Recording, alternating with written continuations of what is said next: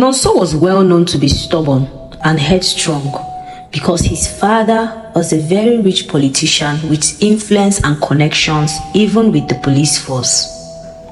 Everyone had warned him not to urinate on the odd-looking stone located by the side of the road. But Nonso, who claimed to be an atheist and didn't believe in supernatural things, he believed that his father's wealth could save him from everything. The university which he attended organized a tour to Eke, a well-known village located in the eastern part of the country.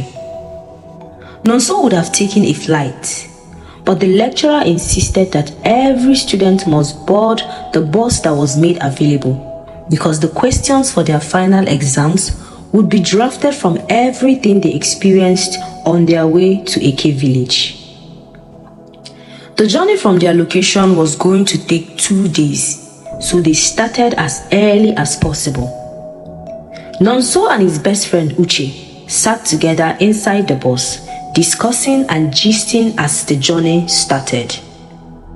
However, on the noon of the second day, the driver stopped by the roadside, close to the village that they were going to, so the students would stretch their legs and ease themselves. Everyone highlighted the bus.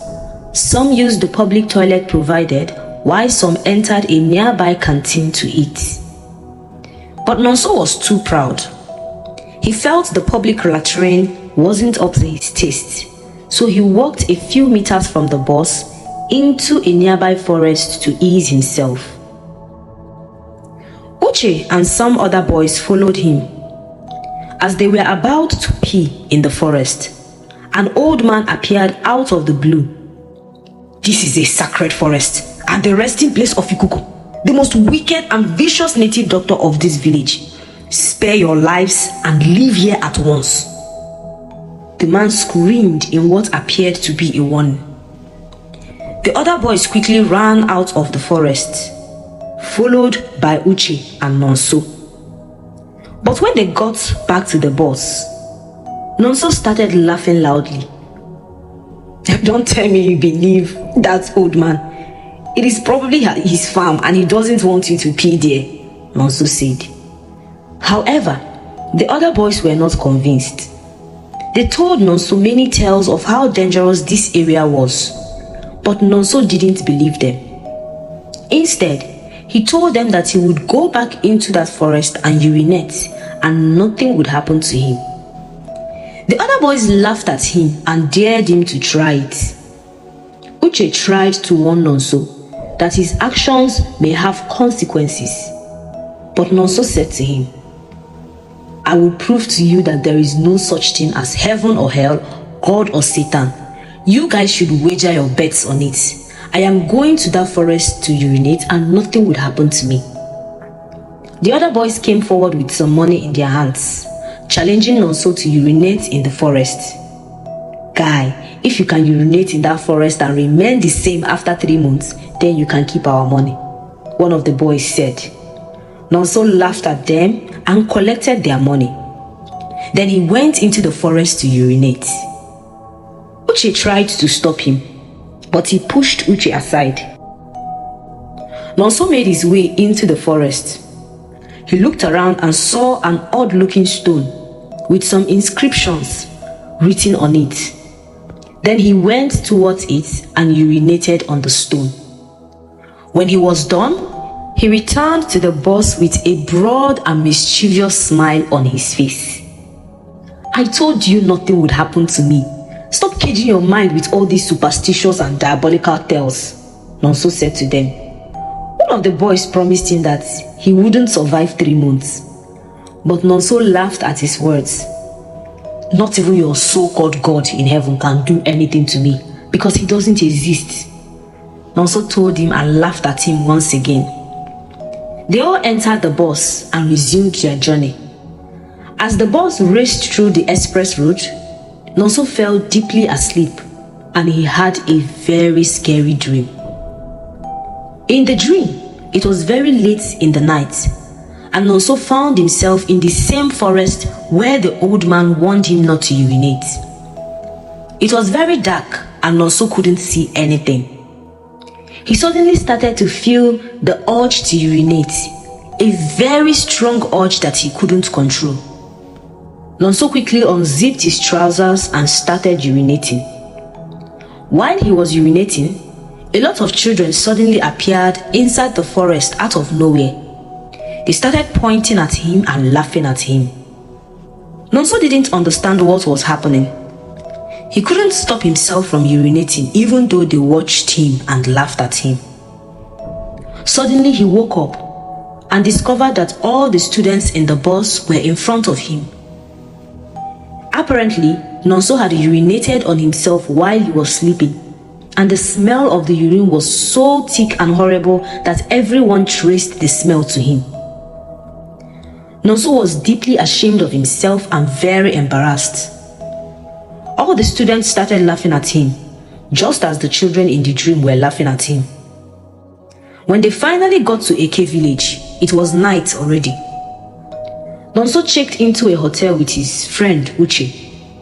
He washed himself and changed into some new clothes. However, that night, Nonso had the same dream again. And when he woke up, he found Uche in front of him. Nonso had urinated on himself again and messed up the hotel bed. Everywhere was stinking.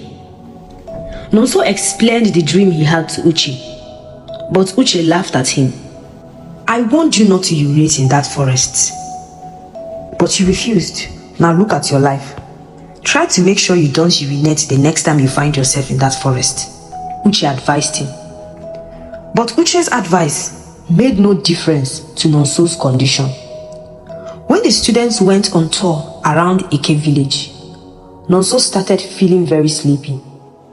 He went into the bus to take a short nap, but by the time he woke up, he discovered once again that he had urinated on himself.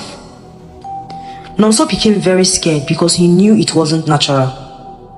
He realized his mistakes and wished he had listened to the other students when they warned him not to urinate inside the forest. In search of a solution, Nonso met one of the boys who had placed a bet with him. He went on his knees and begged the boy to assist him. I thought you don't believe in the existence of God. Didn't you say that your father's wealth can save you from everything?" The boy ridiculed him. Nonso was helpless, so he couldn't say anything. He simply pleaded with the boy to help him, because it appeared that the boy was an indigene of the village. After pleading for a while, the boy agreed to assist Nonso. The boy, called David, took Nonso and Uche in the middle of the night into the forest. It was very dark, full of trees and very quiet. They couldn't see anything if not for the torchlight they had with them. They walked and walked until they arrived at a very small hut in front of which was a local lamp burning. Nonso and Uche became very scared. They asked themselves how such a hut could be located inside a very deep forest, and who could have possibly be living inside. They were even more scared of David because they didn't understand how he would know such a place. Immediately they got in front of the hut, David asked them to enter inside, but they were scared.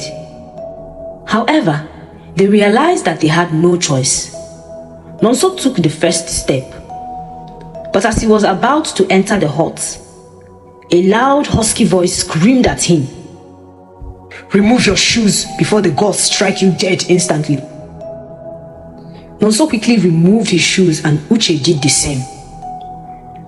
Then they bent and entered the hut. Inside the dark hut, with only a single candle, they saw an old man who appeared to be blind. His eyes were covered by a red cloth. The old man told them to sit on the mat on the floor. "Please, sir, we need your help," Nonso said with a trembling voice. "What about you, Uche?" the old man said with a thick voice, pointing at Uche. "No, he's my friend. I merely accompanied him to seek a solution," Uche replied fearfully, because he was shocked as to how the old man knew his name. The old man laughed hysterically and said, "You were warned severally, but you didn't listen. You had the boldness to urinate on the grave of the most dangerous and wicked native doctor in this state." Nonso instantly went on his knees and begged the blind old man. "I am sorry, sir. I was stubborn. I should have listened. Please help me. Whatever it takes, I will do. I will pay anything." Uche quickly knelt beside Nonso and equally pleaded with the old man on Nonso's behalf. The blind old man asked the both of them to sit down. Then he made some strange incantations and shook his head in disappointment. The old man looked at the both of them once again and said, "The man's spirit is very angry with you. You are lucky you came to see me very soon, because if you didn't, you would have died in 3 days. There's only one thing you can do to save your life, but it is very, very difficult."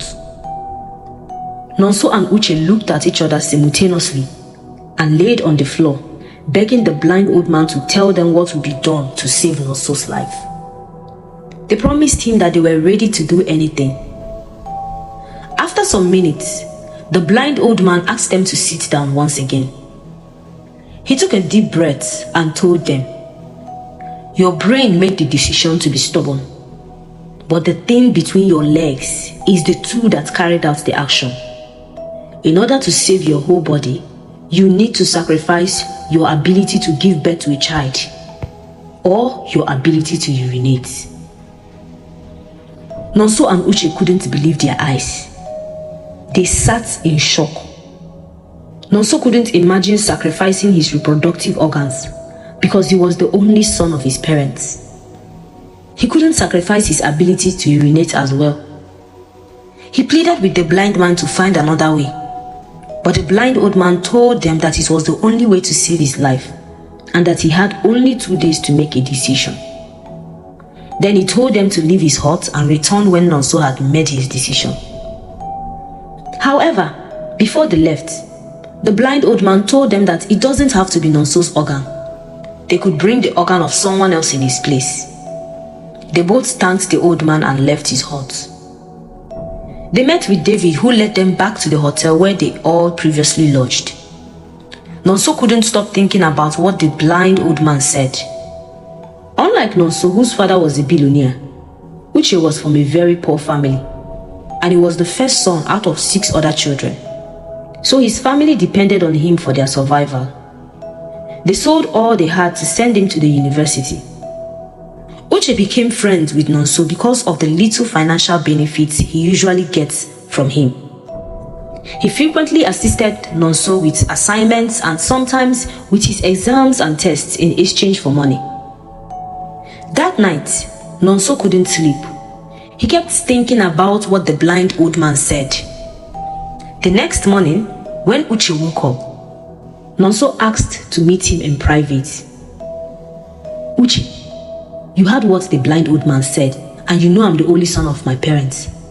I need to also have children of my own," Nonso said. Uche nodded his head and listened to what Nonso had to say. He was confused because he didn't understand why Nonso was telling him all this, since he was there as well when the old blind man was talking. "Uche, please, can you sacrifice your own reproductive organ for me? I promise to pay you any amount of money you want. You have many siblings. I'm sure your parents wouldn't mind," Nonso told him boldly. Uche stood in shock, anger and disappointment. He couldn't believe that Nonso would say such a thing to him. "But I warned you not to urinate in that forest," Uche screamed at him. "I know, but it has already happened. Would you do it for me or not? I will pay enough money to bring your family out of poverty. If you won't do it, I'll find someone else," Nonso said to him with pride and without a single remorse.